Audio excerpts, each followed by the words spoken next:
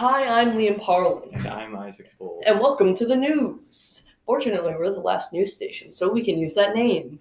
We just lost contact with our HQ in Texas. It was probably that Category 7 hurricane that blew in and removed Texas. The date is August 33rd, 2106. Our location is what was once California. So, you might be questioning, oh, Liam, I thought it only went up to 5. Or, Liam, how can a hurricane reach that speed? The answer? Climate change. Also, global warming, which are two separate things. What causes global warming?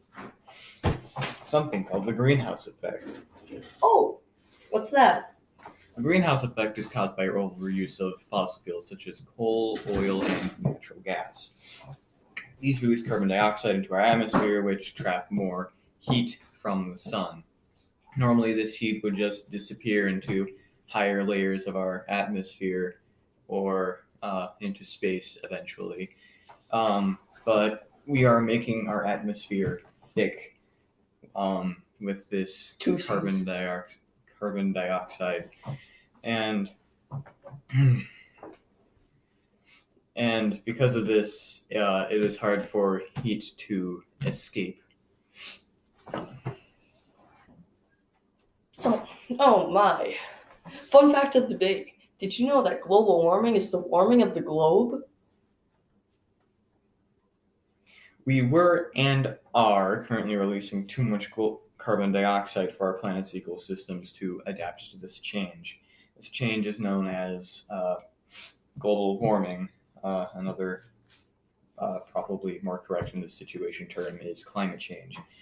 The term global warming is, as Liam said, the warming up of the globe. And the difference between global warming and climate change is that climate change is, well, the climate in a certain area is changing.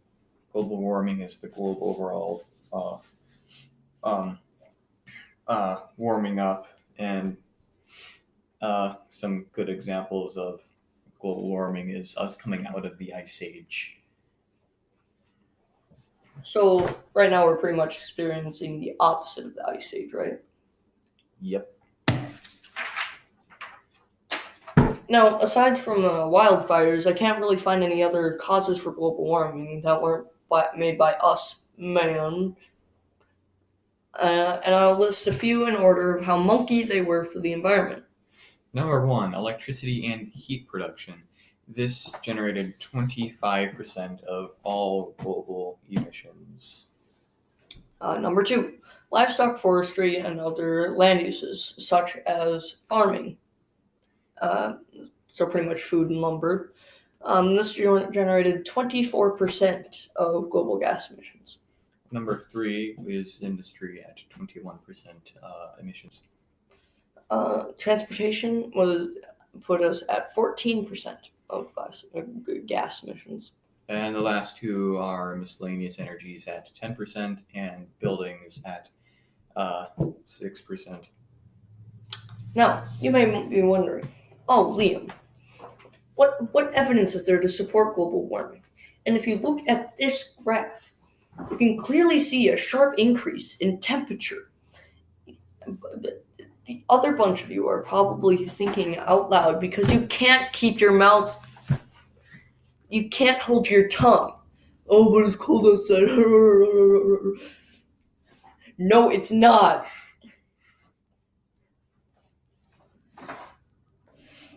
Some other evidence is the rising power and destructivity of things that are like natural disasters that require mixes of heat, like tornadoes or hurricanes. Now, what are the effects of global warming, you may think? If it isn't bad, then why worry? Well, here are some effects. First of all,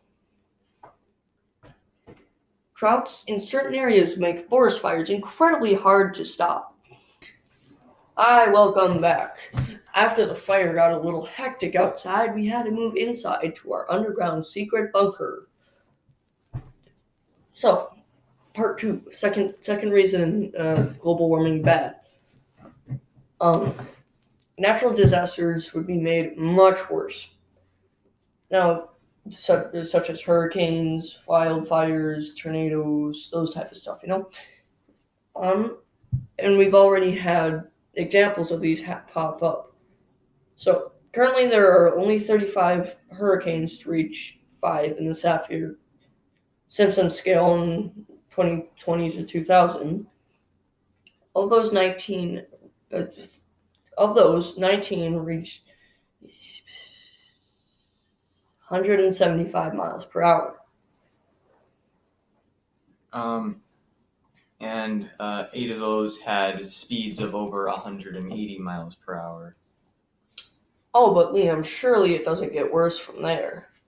But did I mention that a typhoon, a hurricane based in a different area, reached speeds of 190 miles per hour? Two more reached speeds of 195 miles per hour. For context, Usain Bolt, the top runner in the human race, only reached 28 miles per hour at his peak. That's twice the speed of a cheetah, which can run at max speeds of 75 miles per hour. So, also the ocean would raise about a meter in 100 years. Um, and all in all, if all ice were to melt, then it'd reach about 60 meters taller than what it is at the current moment. Perfect for swimming. The best things you can do to prevent all of the this stuff is to do as follows: use renewable sources of energy. But not all people have access to geysers, so Geothermal energy! yes, Liam. Making everyone have solar panels is very good because we all have access to the sun. And if you install enough solar panels, then you could make it so that your home runs completely off the grid, or you could hook it up to the grid with even more solar panels and produce excess electricity, which you can be paid a pretty nice sum for. Another thing you can do is eat meat, which Less would, meat. well, yes. Yes. You can eat less meat, or you could still eat meat, but preferably not beef, which would lower its production and thus carbon dioxide from all the factories processing the meat, and Farms needing to make the meat or like raise the meat. it would then produce less methane.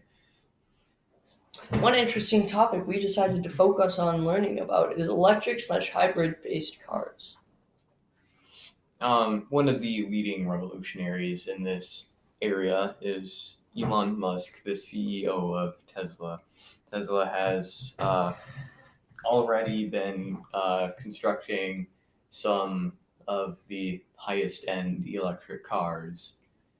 Um, about 6 tons of CO2 are released annually by cars each year from burning gas. If these cars were to run on electricity or renewable sources, they would stop emissions almost entirely. Also, if they started to be self driving when that was made legal, we'd probably have a lot less accidents because humans are very bad at all of their tasks. And it would probably be made much faster because we'd be able to travel at 200 miles per hour in perfect sync with other vehicles. Tesla also produces some pretty nice solar panels. They make ones that look exactly like roof shingles, and others that are just cheap because they're made pretty well. So, in conclusion, in the words of our great Lord Bill Nye, the planet's on freaking fire. See you next time.